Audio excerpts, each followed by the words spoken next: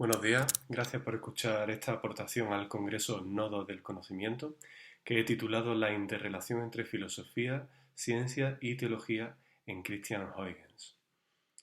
Christian Huygens fue un científico muy conocido en su época. Él vivió en el siglo XVII, nace en 1629 y fallece en 1695.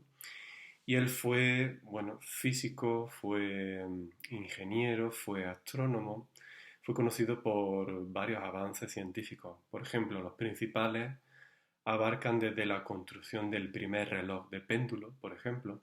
Ya anteriormente Galileo, en algunos de sus escritos, había planeado construir un reloj de péndulo, pero nunca llegó a realizarlo. Y Christian Huygens modificó estos estudios realizados por Galileo y llegó a construir el primer reloj de péndulo, que fue el sistema más fiable de medir el tiempo hasta ya bien entrado el siglo XX.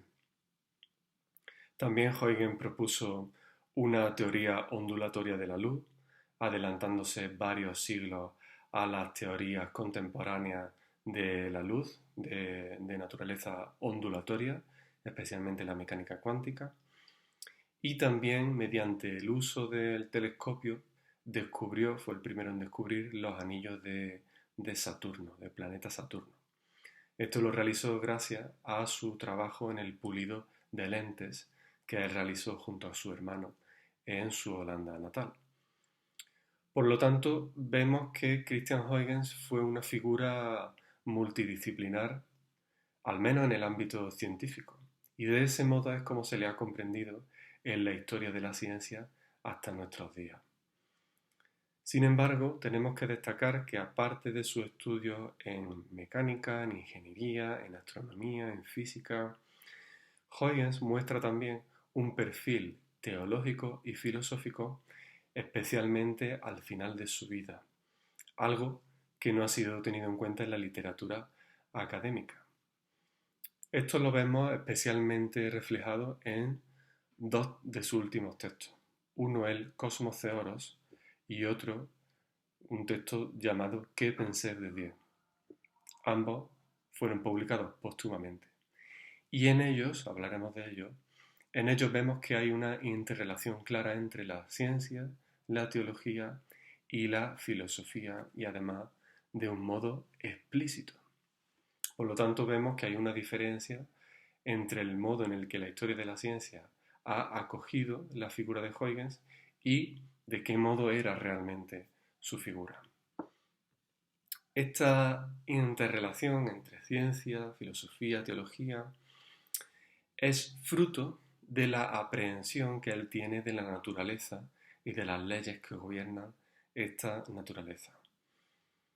Y por lo tanto, este pensamiento especulativo no es algo marginal en su obra, sino que forma parte estructural de la práctica científica que presenta Huygens, especialmente este pensamiento especulativo, filosófico y teológico.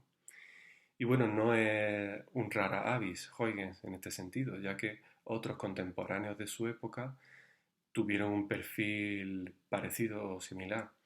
Este es el caso, por ejemplo, de Leibniz, aunque él sí ha sido entendido como un pensador, como un filósofo. Él fue científico, matemático, pero, por ejemplo, el único libro que publicó en vida fue la Teodicea, un libro que navega entre la especulación filosófica y teológica. Y también es similar el caso de Newton. Newton, que es comprendido para el gran público como uno de los grandes científicos del siglo XVII y principios del XVIII. Sin embargo, la mayor parte de sus escritos están centrados en temas teológicos. Por ejemplo, uno de los textos más famosos de escalado teológico en Newton es uno que dedica al templo de Salomón, por poner un ejemplo. Por lo tanto, vemos que no es tan raro que los científicos de la época tuvieran especulaciones de este tipo, pero el caso de Huygens es especial porque la historia de la ciencia no ha tenido en cuenta este carácter especulativo. Por lo tanto, vamos a hablar de este proceder que presenta Huygens y creo que eso nos ayudará a reevaluar su figura en la historia de la ciencia y del pensamiento. Por ejemplo, vayamos a estos dos textos que he nombrado anteriormente.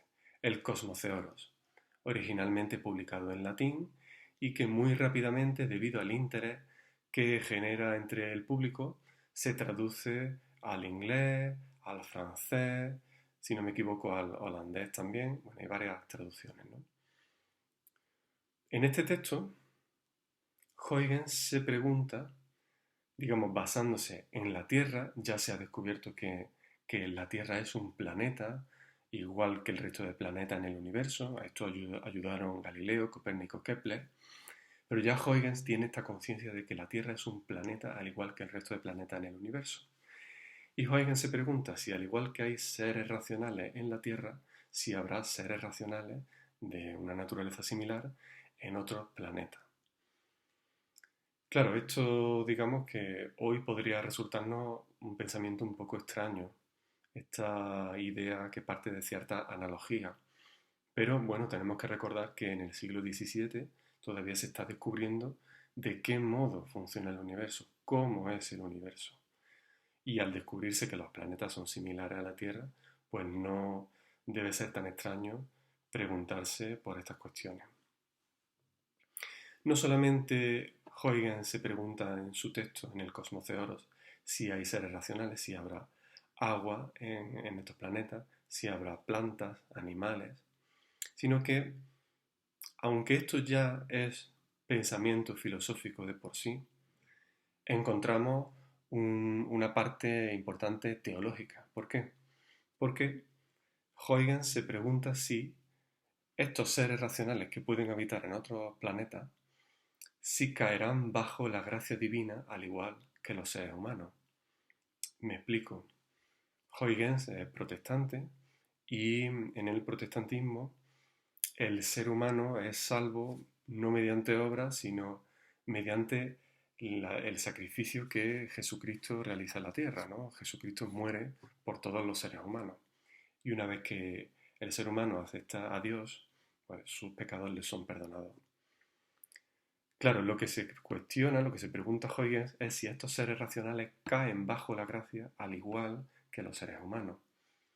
Su respuesta es afirmativa, ya que él señala que, bueno, basándose en los textos bíblicos, si todo ha sido creado por Dios, estos seres racionales también han sido creados por Dios. De nuevo, esto puede parecernos que Huygens en su especulación está yendo demasiado lejos, pero lo cierto es que esto es muy interesante y muy importante en la época, ya que estas especulaciones que pueden parecernos un poco locas, ¿no? ¿Por qué no?, son necesarias para hacer avanzar la doctrina teológica en el momento. Por lo tanto, estas especulaciones tienen una finalidad concreta. Y al fin y al cabo, Huygens lo que está intentando es conocer de qué modo es y de qué modo funciona el universo, tanto en su aspecto físico, pues habla de aspectos físicos de la Tierra, de otros planetas y de sus distancias, tanto en su aspecto trascendental, hablando de la naturaleza del ser humano y de su trascendencia teológica. Creo que esto es muy interesante y no ha sido tenido en cuenta en la literatura académica. Ahora en el siglo XXI estamos empezando a darle la importancia que tienen a estos textos. En el ¿Qué pensar de Dios? Nos encontramos con especulaciones similares. Por ejemplo, Huygens habla de los paganos y de los bárbaros. Los paganos, es decir, lo que hoy entenderíamos por ateos, y de los bárbaros, es decir, lo que hoy entenderíamos por extranjeros, imperios o pueblos extranjeros, ¿no? Habla Huygens de que tanto paganos como bárbaros atribuyen a Dios un cuerpo parecido al ser humano, una forma de pensar, de querer, de escuchar, de amar, en ocasiones sin reconocer que Dios debe tener una naturaleza superior al ser humano. Y también habla de la proposición cartesiana de que se demuestra la existencia de Dios mediante la idea que el ser humano tiene del infinito. Y Huygens critica esta idea. Por lo tanto, vemos que encontramos pensamientos filosóficos y especulativos y teológico en los últimos textos escritos por Christian Huygens. Por lo tanto, la literatura académica debe reevaluar la figura que tenemos de este hasta ahora entendido como científico, el cual creo que debemos de entender como no solamente como científico, sino como una figura compleja que responde a los retos del pensamiento tal y como responden sus compañeros en el siglo XVII, como por ejemplo he propuesto en los ejemplos de Leibniz y de Christian Huygens. Y creo que gracias al estudio de estos textos, pues podremos comprender a Huygens como una figura relevante no solamente en la ciencia, sino también en el pensamiento especulativo de su época. Muy bien, pues muchas gracias y estoy disponible para cualquier pregunta que ustedes puedan tener.